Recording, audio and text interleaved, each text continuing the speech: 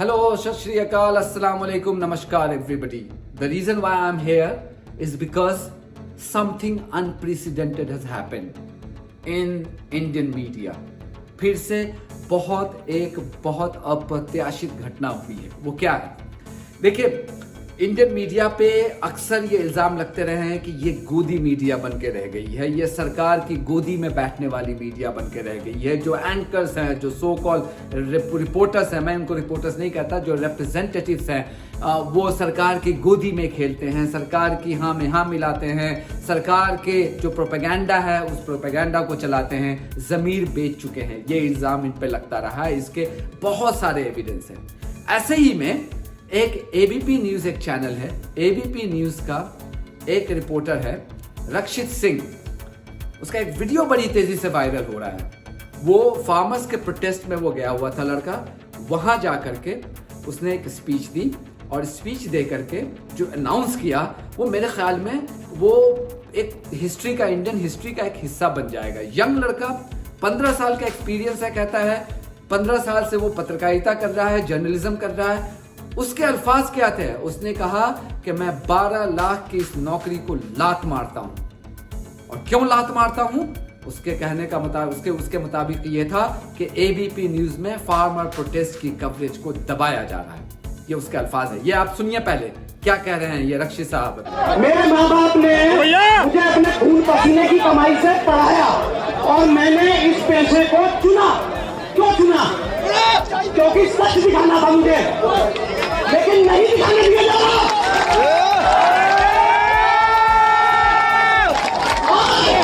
लात मारता हूं ऐसी नौकरी को, ऐसी जिंदगी को।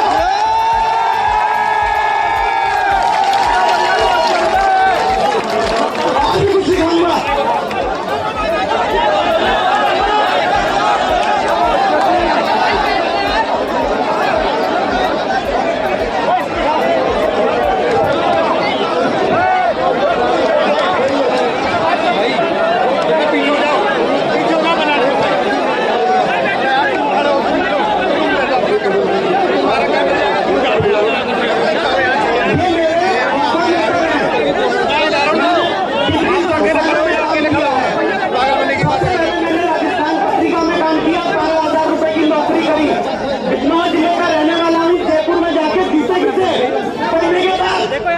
उसके बाद में मैंने दिल्ली में बिजनेस भास्कर में नौकरी करी 5 साल। ईमानदारी के साथ कॉर्पोरेट कवर किया, बैंकिंग कवर किया, फाइनेंस कवर किया, इंश्योरेंस कवर किया। आज तक एक चवन्नी का कोई मेरे ऊपर आरोप नहीं लगा सकता। ठीक है सर? आज की तारीख में मेरी तनख्वाह 12,07,000 रुपए है। साल का मेरा पैकेज 12,07,000 रुपए का। इसके अलावा मुझे कुछ आता नहीं। 15 साल मैंने यही किया है, यही। तो मैं तो कोई दुकान भी नहीं खोल सकता, मैं तो कोई व्यापार भी नहीं कर सकता। बाप को मरे मेरे 10-12 साल हो गए, घर का अकेला लड़का हूं, बूढ़ी माँ है, बीवी है, बच्चा है, कहां से पालूंगा? इस सवाल को पिछले 3 महीने से रोज पूछ रहा हूं अपने आप से, रोज पूछता हूं अपनी बीवी से कि इस बच्चे को क्या खिलाऊंगा, क्योंकि मेरे को मालूम है ये करने के बाद में होगा क्या? FIR दर्ज होंगी, मुकदमे दर्ज किए जाएंगे। हो सकता है मैं सड़क पे जा रहा हूँ तो कोई ट्रक का ब्रेक भी फेल हो सकता है। ठीक है ना? सही 5-6 इंच का है, सीना है, सीना तान के डरते नहीं है, किसी से डरते नहीं है।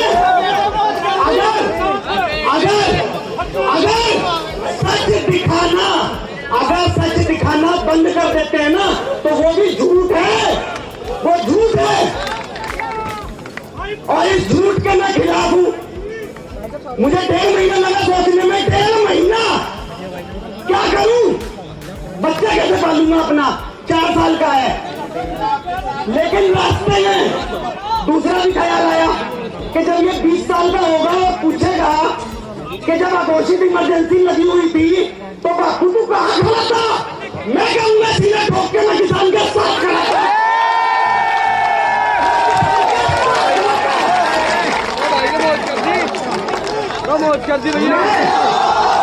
भूखा मर सकता हूं, भूखा मर सकता हूं। हो सकता है मेरे बच्चे का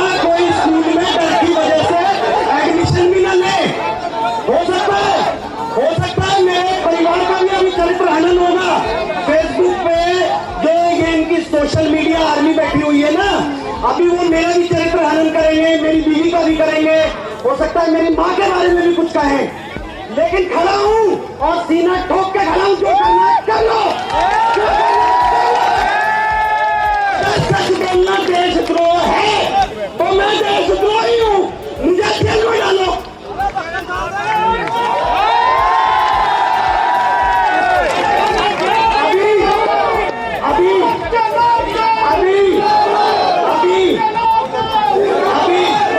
अभी एक सवाल और आएगा, सोशल मीडिया अभी उठा लेगी उस सवाल को भी। वो सवाल ये होगा कि आखिरकार तुम इस मंच पे क्यों आए?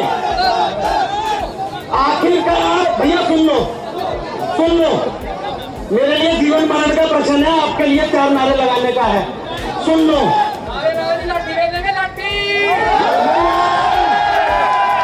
मैं यहाँ पे इस मंच पे ही क्यों आया? गाजीपुर बॉर्डर वाले पे क्यों नहीं गया? टीकरी वाले पे क्यों नहीं गया? फलाने पे क्यों नहीं गया? ठिकाने पे क्यों नहीं गया? अरे यार, ये किसानों की महफिल पूरे देश में लगी हुई है और आज मुझे ये वाली महफिल कवर करने के लिए भेजा था और ये रद्दी मैंने ढूंढी।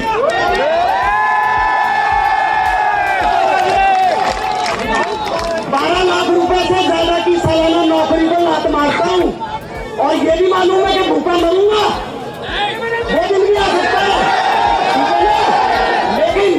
लेकिन उसका भी विकल्प मैंने सोचा कि भाई अगर एक्सट्रीम हुआ तो क्या करेंगे? अगर एक्सट्रीम हुआ ना तो ये झोली है, झोली फैला के गांव गांव घूमेंगे। ठीक है जी, धन्यवाद।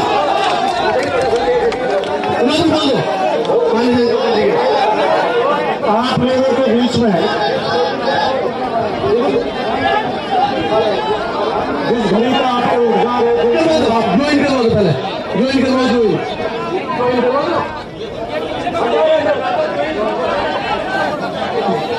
जो पार्टी ज्वाइन कर रहे हैं उनका बहुत स्वागत है और बहुत सम्मान के साथ इस पार्टी में उनका आभार है और बहुत स्वागत है सभी भाइयों का।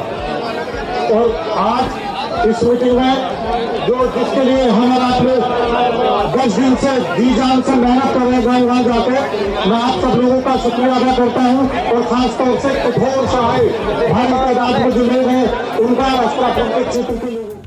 ये तो हुए रक्षित की बात।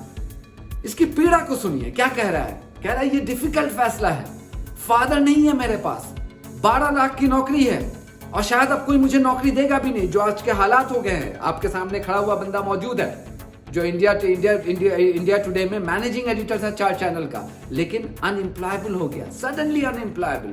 चूंकि सरकार का जो प्रेशर है, कोई आपको एम्प्लॉय नहीं करेगा, आप भले ही जितने बड़े 30 मार खान क्यों ना हो। क्योंकि अगर आप ज़मीर की आवाज़ सुनेंगे तो आपको जॉबलेस कर दिया जाएगा। आपको याद होगा इसी एबीपी न्यूज़ में कुछ सालों पहले, और हमने चलाई थी ये खबर यहाँ पे, हमारे दोस्त थे उसमें, बल्कि 2 तो हमारे दोस्त थे और एक तीसरा मेरे साथ काम कर चुके थे, अभिसार शर्मा, पुण्य प्रसून वाजपेयी और मिलिंद खांडेकर। तीनों को एक के बाद एक इस्तीफा देना पड़ा था। याद है आपको? याद नहीं है तो जनता का रिपोर्टर इसी चैनल पे आप आइए, देखिए वो वीडियो बहुत ही वायरल हुआ था, लाखों मर्तबा देखा गया था। उसके बाद से अभिसार शर्मा कहीं एम्प्लॉय नहीं हो पाए, पुण्य प्रसून वाजपेयी भी किसी चैनल में काम नहीं कर पाए। ये हकीकत है आज के दिन में। इसी हकीकत को ये जो लड़का है रक्षित सिंह ये बयान कर रहा है कि मैंने जो लात मारी है, मुझे अंदाजा है कि शायद मुझे अब नौकरी कहीं नहीं मिलेगी, मैं एक दुकान चलाने के लायक भी मेरे पास पैसा नहीं है। लेकिन उसी सुर में फिर वो ये भी कहता है कि मैंने अपना रास्ता चुन लिया है कि अगर पुश कम्स टू शव, अगर हालात इतने नाजुक हो जाएं तो मैं अपने दामन को लोगों के सामने जाकर के फैलाऊंगा और भीख मांगूंगा। यह हालत हो गई है आज, जिसको मैं अप्रत्याशित और अनप्रेसिडेंटेड कह रहा हूं। That should have been a norm. लेकिन चूंकि आज जमीर फरोशों की तादाद इतनी बढ़ गई है कि मुझे एक लड़का जो बेसिक जर्नलिज्म का तकाजा है उसको फुलफिल करता हुआ नजर आ रहा है, तो मैं कहता हूं कि अनप्रेसिडेंटेड स्टेप है, यह हिस्ट्री में लिखा जाएगा। हालात इतने गंदे हो गए हैं इंडियन मीडिया में अंदर के। माफ कीजिएगा, जिस चैनल से ये लड़का आता है, जिसने रिजाइन किया है, उस चैनल पे तो मतलब उसके सवाल ही उसके बारे में बोलना ही कुछ बेकार है।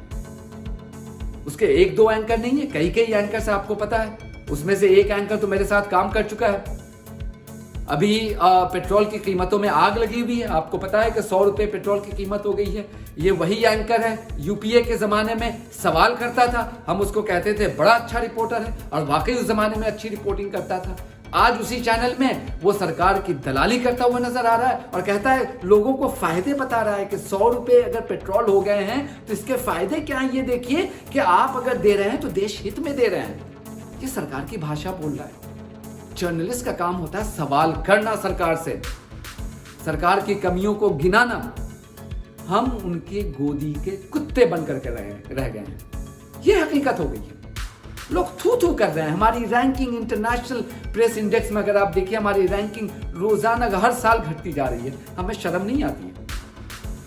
अभी कुछ दिनों पहले एक और बात, मजे की बात यह है कि जो नौजवान लोग हैं, जो नई नस्ल के जो जर्नलिस्ट हैं, ये लोग सही परचम लेकर के आगे बढ़ रहे हैं। कुछ दिनों पहले आपको पता है मनदीप पुनिया एक शख्स था, एक लड़का था, बहुत ही छोटे लेवल का बेचारा रिपोर्टर है। कोई बड़ा ब्रांड में, छोटे लेवल से मुराद बड़े ब्रांड से एसोसिएटेड नहीं था। रिपोर्टर तो खैर बहुत बड़ा निकला वो। मैंने ट्वीट भी किया था कि उम्र में मुझसे छोटा है, सब कुछ है, लेकिन जिस बहादुरी के साथ उसने कवरेज की थी प्रोटेस्ट की, फार्मर प्रोटेस्ट की, और जो पुलिस की ब्रुटालिटी हुई थी उसको जो उसने एक्सपोज किया था, उसमें बीजेपी के लिंक को, एसोसिएशन को जो एक्सपोज किया था, मैंने कहा था कि ये हमसे भी बड़ा रिपोर्टर है। रिपोर्टर के कद उससे बड़ा होता है, उसके काम से बड़ा होता है, उसके चैनल से बड़ा नहीं होता है। मनदीप पुनिया को जेल में भेजा गया, उसके बाद फिर जेल से वापस भी आया।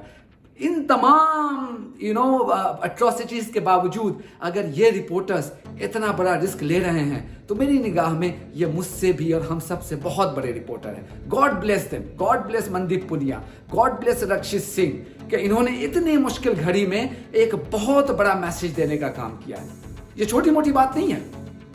देखिए, जॉब इसको मिल जाएगा, कहीं किसानी कर लेगा, दुकान कर लेगा, वो अलग बात है, लेकिन ये मैसेज देना, यही चीज मैंने कुछ सालों पहले मैंने अलीगढ़ मुस्लिम यूनिवर्सिटी से कहा था कि वो जमाना गया ये बहाना बनाने का कि हम कहते थे ईएमआई देना है, बच्चे का एजुकेशन है, लात मारिए ऐसी नौकरी को। अगर आप ऑन मास अगर आप रिजाइन करेंगे तो मालिकों की नाक में दम कर देंगे आप। फिर ये मजबूरी होगी इनकी, ये मजबूरी होगी, कहां से लाएंगे ऐसे? मैं मानता हूं कि इंडियन मीडिया में मेरे अंडर में बहुत सारे सैकड़ों रिपोर्टर काम करते थे, बहुत टैलेंटेड रिपोर्टर्स हैं, लेकिन ये मजबूरी में इन सबको बिगाड़ दिया गया है। अगर ये लोग अपने जमीर की आवाज सुन करके ऑन मास रिजाइन करते हैं अपने अपने चैनलों से, चैनल की मजबूरी हो जाएगी। देखिए, मीडिया डेमोक्रेसी का एक इंपॉर्टेंट पिलर है, और अगर आप उसी मीडिया, उसी जमीन फरोश गिरोह की गैंग में अगर आप शामिल हो रहे हैं, भले ही कोई भी मजबूरी हो, तो आप न सिर्फ डेमोक्रेसी को वीकन कर रहे हैं, आप एक बहुत बड़ी कई जनरेशंस को तबाह कर रहे हैं। तो उसमें आप भी गिल्टी माने जाएंगे, आप भी इनेबलर माने जाएंगे।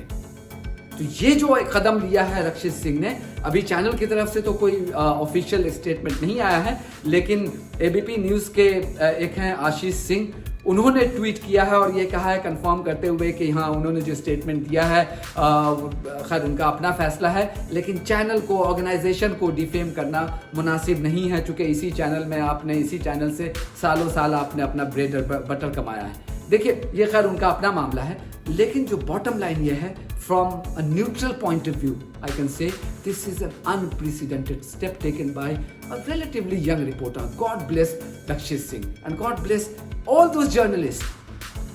यहाँ पे let's pay tribute to not so big names, working in much more hostile conditions. बहुत ही hostile conditions में काम कर रहे हैं, छोटे छोटे शहरों में, खासकर यूपी की बात करें, यूपी की, हरियाणा की और भी दूसरे स्टेट की, जहाँ छोटे छोटे शहरों में काम कर रहे हैं, कोई सेफ्टी नेट नहीं है उनके पास, लेकिन बहादुरी के साथ रिपोर्ट कर रहे हैं। मैंने कुछ दिनों पहले फैसला किया था कि ऐसे लोगों को मैं ट्विटर पे फॉलो करूंगा, और मैं फॉलो मैंने भी करना शुरू किया, क्योंकि the least I can do is to boost their morale, to see, look, I appreciate your work. तो आइए हम सब मिल करके ऐसे हीरोज को सलाम करें। They are the real heroes. मैंने कुछ दिनों पहले क्रिकेट पे वीडियो बनाया था, तो उस cricketers, film stars, they are not heroes, they are cowards. अब ग्लैमर है, वो पैसा कमा रहे हैं, ये कर रहे हैं, असल हीरो ये हैं। अगर आप हीरो किसी को मानना चाहते हैं, इन लोगों के नक्शे कदम पे चले, इनकी बहादुरी से प्रेरणा ले, इनकी बहादुरी के फुटस्टेप पर चले। So thank you very much, Rakshit Singh, and thank you very much to all those Bahadur journalists who are showing courage in this time, in this unprecedented time. Thank you very much. And if you like this video, please share and subscribe to our channel. That's the least you can do to support independent and honest journalism. Thank you very much. God bless you all. Stay safe.